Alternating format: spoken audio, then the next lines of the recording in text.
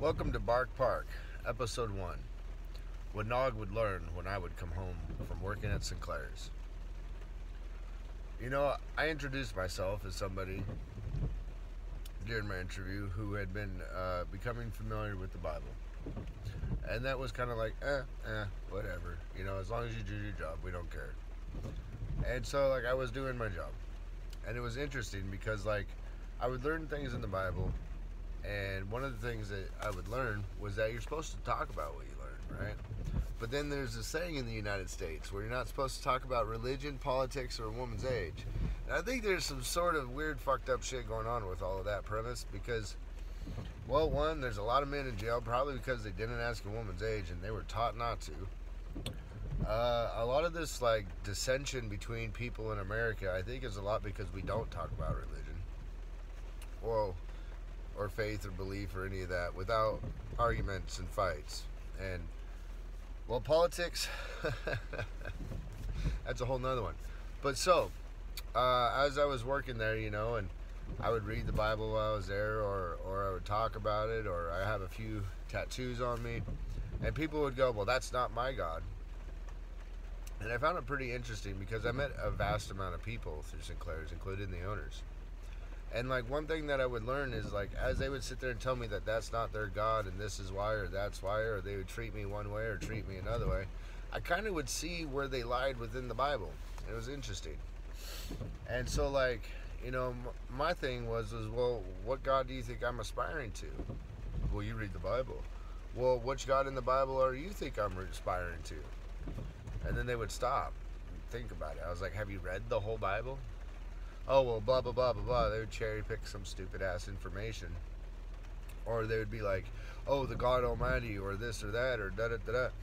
And it was still very lacking their perspective, really. It was just like cannon shots fired at me. And I'm like, okay, and then other people would be like, praise Jesus, or praise God, and God is good, or this or that. And some people would be like, how the fuck are you doing all this? How the fuck do you come to work and work so hard when so many people shit on you and da da da da da? And I have faith. I have lots of faith. And I ask God for a reason to make me feel like I wanted to live every day. And an answer came to me that it's going to be fucking difficult. Because I'm a person who has some problems. And I see a counselor. And I am very grateful that I'm here today, every day. And I'm grateful for Mr. Noggers back there that's deciding to not want to be a part of today's video. But back to the adventures at Sinclair's. I learned that people who believe in aliens, people who believe in Jesus, people who believe in God, well, they like to put about as much effort in it when they don't feel they're getting what they deserve as anyone else. I would get shit on, like I said, and I would clean the windows and I would move the shit and I would dust and mop and clean and scrape mold and mildew and try and make sure that we were following all the rules and regulations that's required for people who work in, operate, own, or otherwise a retail facility. And well, I would just get shit on and shit on and shit on. I'd clean windows that hadn't been cleaned in 2 years. And the next thing I know, these shiny new windows would cast all kinds of fucking shit on me. Especially from my coworkers. And and the manager. And so a couple customers would come in and they would make comment like, oh my God, I haven't seen that clean in so long. And then oh my God, the dirty looks I'd get and this and that and da da da da. So it was very confusing because I wanted to work really hard and I wanted to reflect my gratitude for having a job, my gratitude for having customers that needed me to have this job. So I tried my hardest. And some very concerning things kept popping up. Unsafe work practices that were just being brushed off, pushed away, swept under the rug. I was told just to do my job, nothing more. And my job requirement was to stand behind the counter and take your cash. And, you know, I got messages of all this. There's actually a public filing. I have a huge file here. It's about yay thick. It doesn't have all the other communication, but it has been publicly filed. And over a few episodes, I want to go over this with you. I want you to understand the difficulties of what I've learned. And I did this to keep everyone alive, to keep everyone safe. I noticed a huge amount of customers that just seemed to be sick. And these were adult customers, and they were children, and they were teenagers, and they always seemed to keep buying the same products. And these same products, no matter how much I griped about it, continue to have toxic human waste applied around them. And I would bring it up to management. I'd bring it up to the owner. I'd bring it up to my coworkers. I'd bring it up. I'd go as far as moving the manager's shoes and placing them inside of a containment box.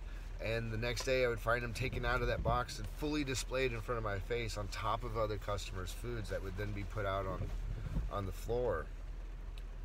And I would make comments about this, and I'd write notes, and that we can't do this, and I'd get on Google and I'd show Google why you cannot take your shoes, regardless of whether or not that they were stepping in a toilet that was leaking sewage all over the floor, as to which it was. A massive remodel was done to this place after 4 months of me working there, 5 months of me working there. And it had been happening for months, from what I understand, a year before I was even hired, that this toilet had not been attended to, and the sewage was just continuously leaking.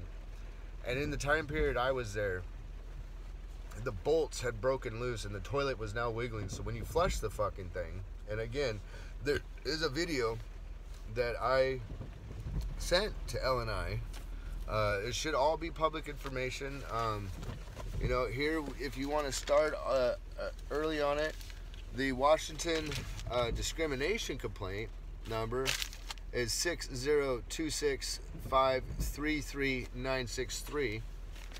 And then not only is there that, but see this stack, this is a stack of filings that I had to do. And again, this was because I wanted to keep everyone safe. The discrimination came after I was fired. They are able to use a word called construed. Construed is a fancy term for interpret a text message between them and I, where the manager is trying to say I quit, and I didn't. It completely, bold-facedly says, while we're arguing about these horrible working conditions, that I wasn't coming in for that day. And then he goes, well, then I expect you to get your check in a week, and you no longer work here. And I'm like, I didn't quit. And he's like, sure you did. And I'm like, the fuck if I quit? And besides, you can't fire me either on medical limitations. So, like, I got 3 years to figure out what to do, and I have no clue what I'm doing. But I did win part of this battle, and the other part of it right now is an appeal. And honestly, today is the 18th of December. I was supposed to receive a letter in the mail on December 16th. So we're 2 days past due on the appeal letter. Not only was there the discrimination complaint, but then here is, let me see, let me go back. I'm sorry, I have to do a few pages. This stuff, like I said, this stuff takes a long time. Let's see. Oh yeah, and in Washington State, you do not have to be paid your earned days off. They can choose not to pay you. Like when you earn paid leave, they can choose to take that back if they say that you're fired, or if they just say that you're quit. Okay, so the alleged safety and health hazards were filed and accepted, and those two parts were proven. Again, you can look up the discrimination complaint. It has everything on there. Let's see, mold covering surfaces of large beverage cooler racks. worn out, nasty cleaning supplies, cross-contaminant in various surfaces within and outside the establishment. Yes, for instance, not only was there massive cross-contamination going on everywhere, and I was doing everything I could to sanitize this fucking place, but we would use the same mop that was used to mop the fucking bathroom and mop the rest of the fucking building. Now, here's the thing. Whether you mopped the bathroom last or not, it was the same fucking mop head that you would use for a whole week. So for a whole week, you would mop the showroom floor, then you would mop the bathroom, then you would store it. They would mop the bathroom, mop the showroom floor, store it, wash, like back and forth for a fucking week. This same mop was used across everything. It was fucking nasty. Like, oh my gosh. Mold cover in the back walls, various different molds. Like, this place went through a massive remodel, right? And this massive remodel came out because I filed all these complaints. You know, like E. coli leaking from the sewage, mold, mildew everywhere. Now, I mean, I only did this because, like I said, so many customers were coming in sick. And here's the thing about it, okay? Where I'm at right now is, one, anytime I go to apply for a job, because we're in this battle, they give me a very bad review. Horrible review. And so I filed a discrimination complaint for firing me because I did not ask to be fired, nor did I quit. Workers' right complaint form was filed with LNI. So, I mean, workers' right complaint form was filed, discrimination complaint form was filed, unsanitary works, safety and health hazards complaints were filed. And I had to do all of this before anything was done to make it a better, safer, cleaner place for you. And you know the thing is about it too, is I'm considered a whistleblower now. Now, I'm fucking not able to work for a few reasons, and this is one of the major reasons, because I'm in this battle. So every time I fill out an application to anybody and you contact these people, oh, I'm a horrible worker, this and that. But any of the customers that went there would tell you I was an amazing customer, or amazing worker. I fucking would go above and beyond. I mean, I would do my job and then some. And I get fired for trying to keep everyone safe. And now I'm 2 days behind on receiving a letter on the appeal. And you know, here's part of what I'm trying to say before the next episode, okay? Because the next episode will go into more stuff. With progress, each video will get better. So, a couple of things. If you're going to go into a battle with an employer with LNI, have every single one of your ducks in a row, okay? And I mean everything, because they can construed, okay? Construed means to interpret. To interpret, that means to guess what you best think a statement, a pictorial, an action is. Now, you can misconstrued all the time, okay? People misconstrued all the time, okay? That's why everybody talks about, oh, well, that's your interpretation. That's your interpretation, right? Now, if you work for a company that has audio and video recording, like surveillance, CCTV, you would have to get a warrant from the judge for this information to be able to give it to LNI, because your employer does not have to give it to you. And if you've only gone to LNI, they do not have to give it to LNI either, okay? LNI can, unless it's a serious injury claim, okay? So, if you are in a situation where you're starting to feel like you may have to contact LNI, start keeping valid records of everything. Keep your own audio recordings, keep your own video recordings, use your phone, keep text messages, take pictures of incidences before you even ever think about talking to LNI, okay? Because as soon as you do, then the other party is allowed to do whatever they want to do while stuff is getting figured out, as far as even as costing you your job, and then construing any communications that you may have had, and then being able to use it in their favor. It always goes in the employee's favor when it comes to the back and forth battle, okay? There are laws written in place, RCWs. As a matter of fact, I'll give you the statement that was said, okay, verbatim, which is why we're in appeal right now, all right? Now, okay, so The investigator says, now I'm not going to read the whole thing. Well, actually, yes, I will. Okay, it says, I have completed my investigation of the discrimination complaint you filed against ONBD Incorporated, doing business as Easy Mart, selling gas at Sinclair's. We have recommended that it close with a finding of non-merit. Okay, now, if you look at the complaint discrimination, there should be all the text messages there. I have yet to figure out how to double check that stuff. So complaint number is 30502587.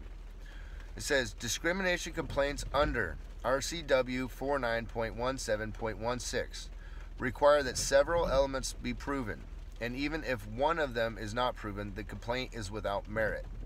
The primary elements that must be proven are protected activity, i.e., was the complainant involved in an occupational safety and health complaint? Employer knowledge, i.e., did the employer know the complaint was involved in protected activity? And adverse action, which is the simplest terms means discipline or discharge. Now, in the text messages that were filed with them was an argument between him and I of me bringing forth this protected activity and their complainancy with employee knowledge of it. Like, they knew it was going on all this time, they continued it, they didn't care, okay? Now, I was told if I pushed the matter any farther that they were going to write me up and fire me. That right there is retaliation, okay?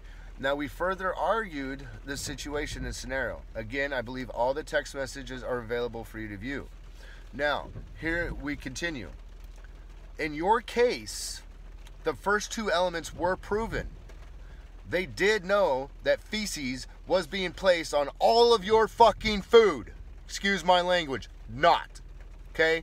They knew that their food and their products were covered in fucking mold. They knew that all this shit was going on for months and months, okay? No matter how hard I tried to get things fixed for you, I had to go through all of this, be blackballed by them, get shit reviews as an employee to all new potential employers to make sure that you had a better fucking environment to get your products in, okay? E. coli everywhere, fucking everywhere, okay? They knew it. Now, he says, adverse action was not, even though they threatened to write me up and fire me. In the text messages, I said I wasn't coming to work that day. I had enough of arguing with them about this fucking unsanitary work condition, okay? Like, we had customers coming in that just left the fucking hospital, like, all the fucking time. And the first thing they're gonna do is come in and get shit food. Literally, shit everywhere, okay? They knew this. This fucking place went over a massive fucking rehaul. Last time I was there was during the remodel, and I was expressly told never to return. Okay, so it said, I received copies of the same text messages from you and Norman Mabin, and the facts are not in dispute. Your statement of intent not to report for a scheduled shift can be construed, interpreted. As far as I'm concerned, he could have said I was fat from what I wrote, and that was his interpretation of it, right?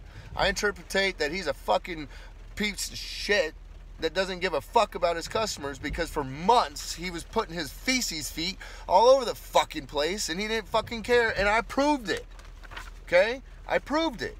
And then he threatens to write me up and fire me, and he construed that me not wanting to show up to work that day is a reason for me quitting. I said, no, I'm not quitting. I'm not coming to work today. Not tomorrow. I'll show up for tomorrow's shift. That's in the fucking text messages. And then he goes, well, you're still fired out of the way. Come pick up your check in a week, and I want the door key. And I'm like, dude, I'm on medical fucking restriction anyways. You can't just fucking fire me like this. And it's like, okay, so back to this report. Your statement of intent not to report for a scheduled shift can be construed as a voluntary resignation. And, in fact, most employers treat such a statement as a resignation, regardless of whether you intended to quit. So regardless of whether I intended to quit, the plain language of the text message is clear, and Easy Mart is free to accept your resignation. A resignation is not considered adverse action in violation of RCW 4917.160. Now, I read RCW 49.17.160, which led me to some other RCWs. Now, My continued communication with them and reason not to show up to work was actually covered under this RCW, okay? It's covered under the protected activities of an employee. So, I informed them over and over and over again and did not want to show up after arguing with them, after going to physical therapy all day and continuing to fucking put food on the floor that is covered in fucking feces and urine. And they're telling me that that is enough for me to say I quit. I wasn't quitting. I just couldn't handle it that day. I was going to show up the next day and put 100%, 110%, 120% effort in to do my fucking best to have clean product out there for you. So I looked up that RCW. And as far as I'm concerned, that appeal letter should fall in my favor. Because I followed every fucking step all the way I was supposed to. I'm starting to wonder if this fucking investigator is a friend of Norm's. Dead serious, okay? And the appeal letter is 2 days fucking late. Additionally, in your text message, you openly stated that Easy Mart terminated you while you were on medical restriction. Labor and Industries does not investigate complaints of that nature. But if you believe that it is something that should be investigated, I would refer you to the Washington Human Rights Commission for a possible ADA or FMLA complaint. Assuming my supervisor agrees with my recommendation to close your complaint, you will receive a final action letter which outlines my request. Now, it says here that on this other letter, let's see here.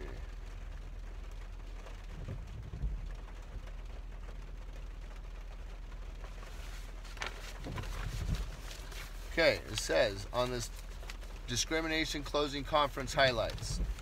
OMBD Singh doing business as Easy Mart. Kevin Fuller, complaint number 30502587, date August 4, 2021. This document is for your information only, and the recommendation may be subject to change. The final letter will be sent to you at a later date after the case is closed. Okay, it says, has shown there is no reasonable cause to substantiate that the employer violated that RCW. The following information supports that the element of protected activity was proven. The element of employer knowledge was proven. Adverse reaction was not proven. The preliminary investigative recommendation that be made is that this complaint is non-merit recommendation based on no adverse action. I filed that appeal, okay? And then it says, the complaint has the right to make a written request for review of the decision to the Director of the Department of Labor and Industries within 15 working days of the date he or she receives the final letter. The complaint may also proceed with a private right of action in Superior Court. So what it means is I was able to prove that the other filings of unsafe work practices by them, health and safety hazards, was proven. But they're trying to say that they didn't fire me, and they did. So I had 15 days to file an appeal, otherwise the case was closed. I filed the appeal in 15 days. Okay? I received a letter. It says the Watch Discrimination Complaint number. Okay? The Director's Office received your appeal of the Department's decision that found your WSHA discrimination complaint lacked merit. I will review your appeal, including making a determination of timeliness, and issue my letter with my decision within 90 days.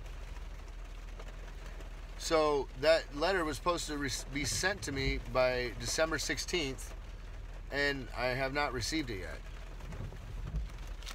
So we'll go for episode 2. Thank you for watching Bark Park. Have a wonderful day.